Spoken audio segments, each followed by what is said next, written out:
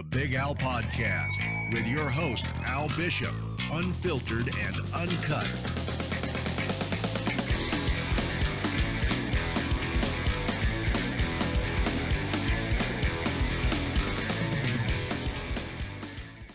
Alrighty, welcome everyone. I'm joined today on Skype all the way from California by Mr. Vanderaa.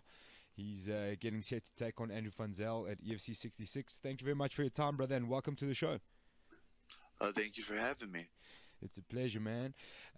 Jared, maybe if we can just start, we just want to have a look at your camp, what it's consisted of, and where you're training out of there in California.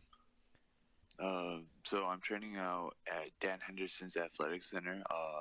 It's located in Temecula. Temecula is in between San Diego and LA. The camp has been great. I've been having a bunch of my teammates, Sam Alvey, Tom Glacchio, Ashley Yoder, and when Sean was there, Sean Strickland, all of helping me get ready for this camp. I've had a great camp so far. My coach has been pushing me, backing me positively. So this camp's looking great. Oh, that sounds fantastic, man. There's a lot of massively well-known names there in the MMA industry. What I wanted to ask you, who is your head coach there, Jared? Well, depends on like the fighter. We all kind of have our favorite coach, or you'd say mine's Corey Grant. He's the wrestling coach out of there.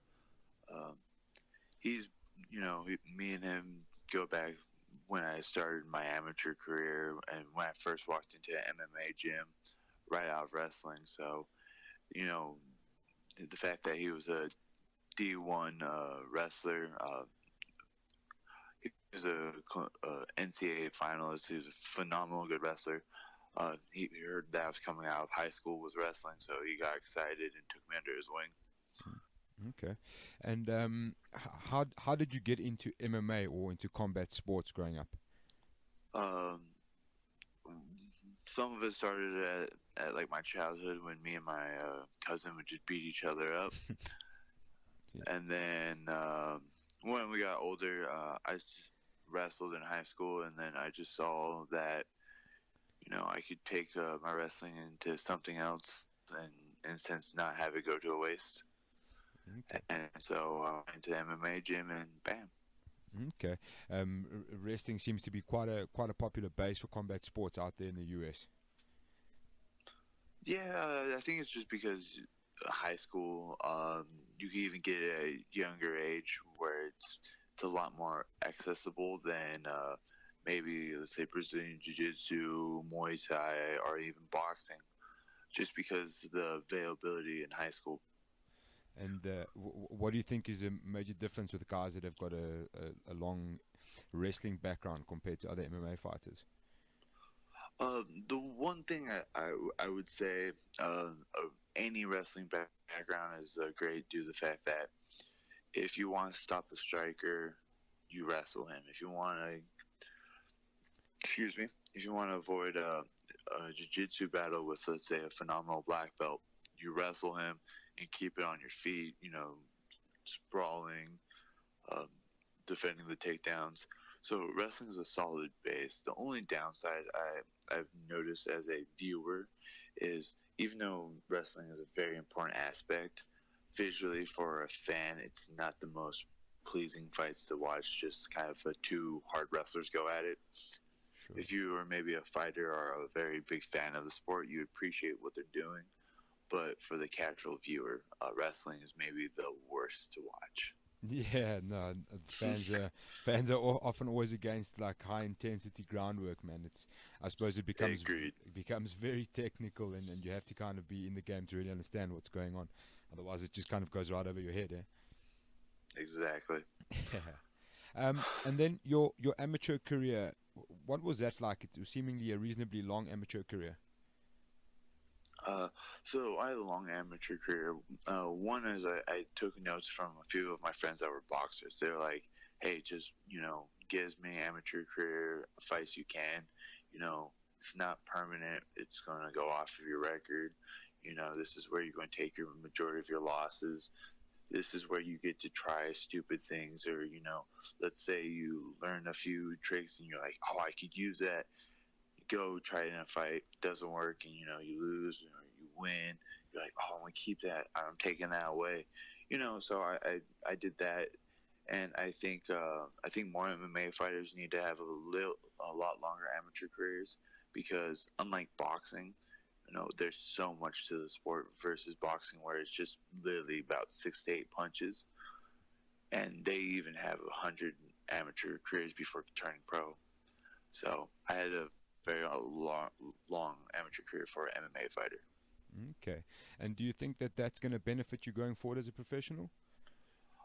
It has, in the sense that, I have seen, I've been inside the ring just as many times as a few of my friends that have been pros since the early 2000s.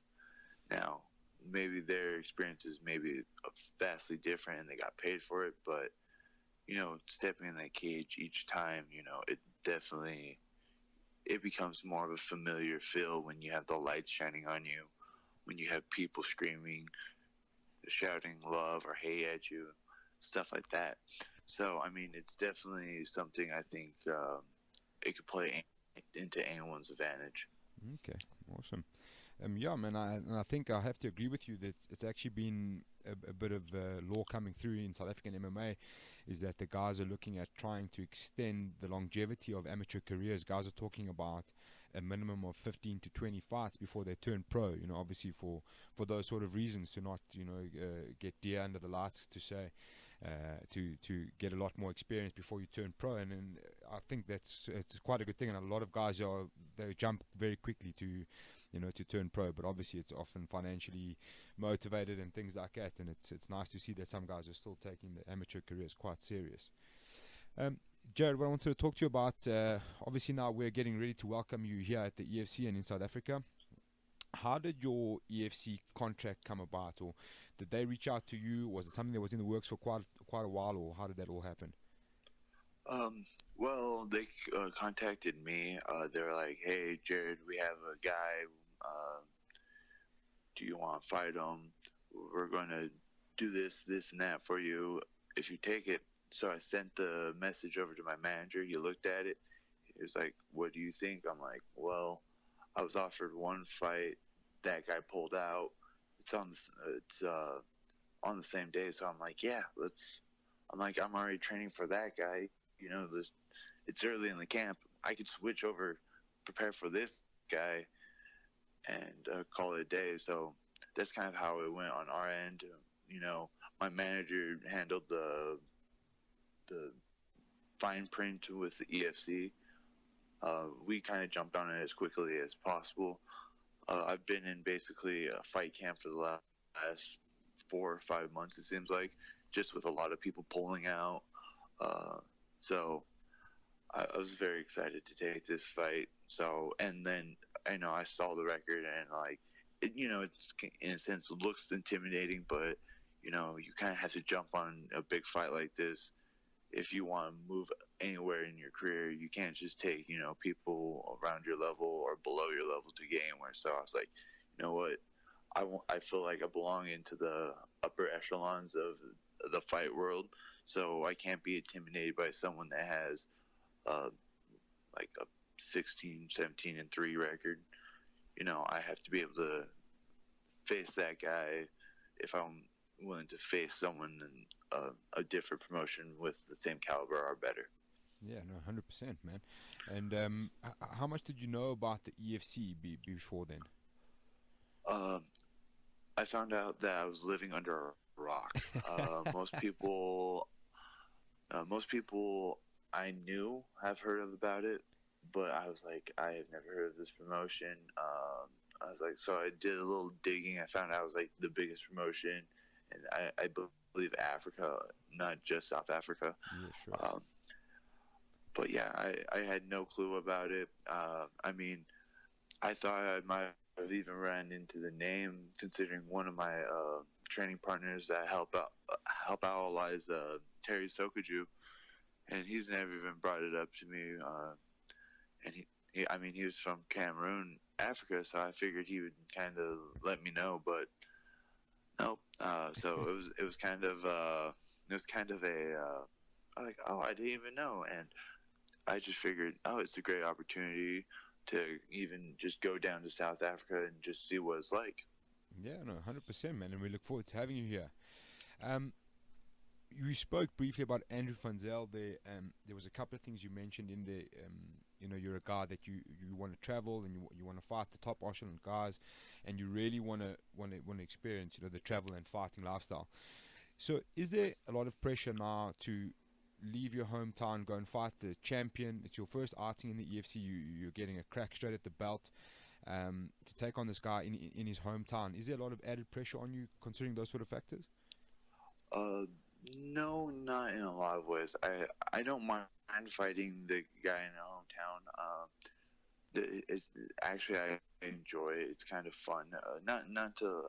It's just because you know your back's against the wall, so you know you have to try even harder to win.